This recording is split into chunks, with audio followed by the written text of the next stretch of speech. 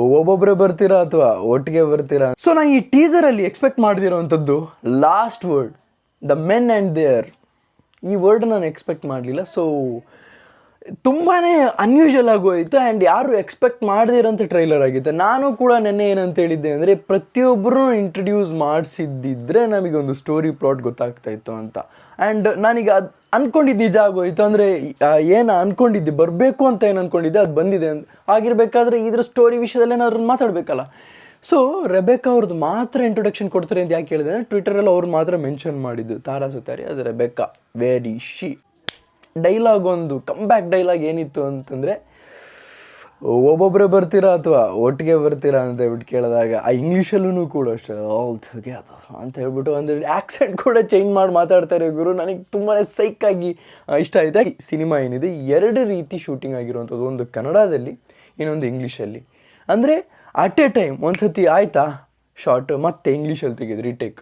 So ಇದು ಎಷ್ಟು hectic situation ಅಂತಂದರೆ ನೋಡಿ, ಸೌತ್ ಇಂಡಿಯನ್ ಲ್ಯಾಂಗ್ವೇಜಸ್ಸಿಗೆ ಕನ್ನಡದಲ್ಲಿ ತೆಗಿತಾರೆ, ಅದರದ್ದೆಲ್ಲ ಡಬ್ಬಿಂಗ್ ಪ್ರತಿಯೊಂದು ಲ್ಯಾಂಗ್ವೇಜಸ್.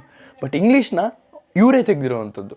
ಸೊ 2 ಲ್ಯಾಂಗ್ವೇಜಲ್ಲಿ ಮಲ್ಟಿಪಲ್ ಟೈಮ್ ತೆಗೆದಿರೋವಂಥ ಒಂದೇ ಒಂದು ಇಂಡಿಯನ್ ಸಿನಿಮಾ ಅಂತಂದರೆ ಅದು ಟಾಕ್ಸಿಕ್ ಆಗಿರುತ್ತೆ.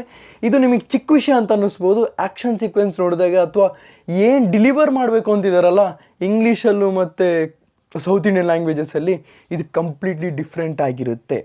ಆ್ಯಂಡ್ ಯಾಕೆ ಹೇಳ್ತೀನಿ ಅಂತಲೂ ಕೂಡ ನಿಮಗೆ ಅಪ್ಕಮಿಂಗ್ ಡೇಸಲ್ಲಿ ಗೊತ್ತಾಗುತ್ತೆ. ಇಂಟ್ರೊಡಕ್ಷನ್ ಕೂಡ ಹಾಗೇ, ಲೈಕ್ ಗ್ರ್ಯಾಂಡ್ ಪೇರೆಂಟ್ಸ್ನ ಹಾಗೆಯೇ ಕಿಡ್ಸ್ನ ದೂರ ಇಡಿ ಅಂತ. ಗ್ರ್ಯಾಂಡ್ ಪೇರೆಂಟ್ಸ್ನ ದೂರ ಇಡೋಂಥ ಅವಶ್ಯಕತೆ ಇಲ್ಲ, ಯಾಕೆಂದರೆ ಅವರು ವರ್ಲ್ಡ್ ವಾರ್ ನೋಡಿ ಬಂದಿರೋರು.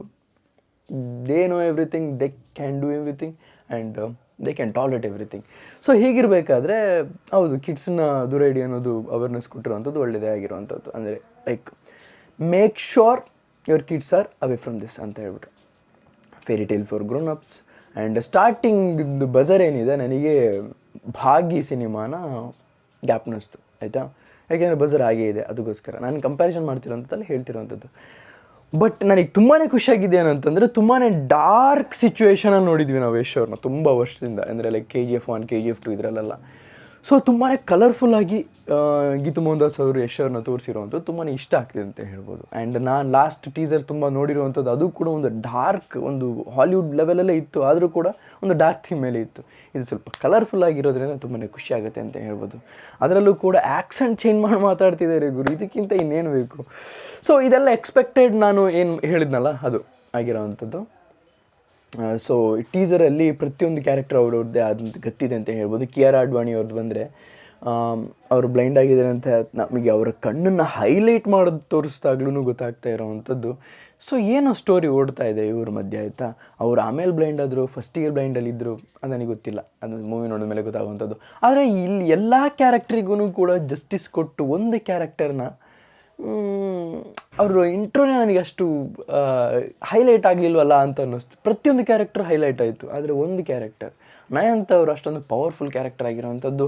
ಹೋಪ್ಫುಲಿ ನಾನು ನೆಕ್ಸ್ಟ್ ಟೀಸರಲ್ಲಿ ಅವ್ರನ್ನ ಪವರ್ಫುಲ್ ಕ್ಯಾರೆಕ್ಟರ್ ಇಂಟ್ರೊಡಕ್ಷನ್ ಜೊತೆಗೆ ನಾನು ನೋಡ್ತೀನಿ ಅಂತ ಅಂದ್ಕೊತಾ ಇದ್ದೀನಿ. ಯಾಕೆಂದರೆ Nayanthara she deserves it man, like she is a king queen.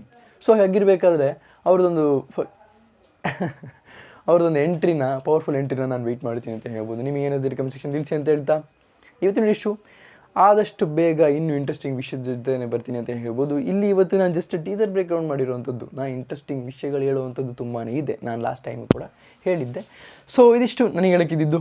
Piece out.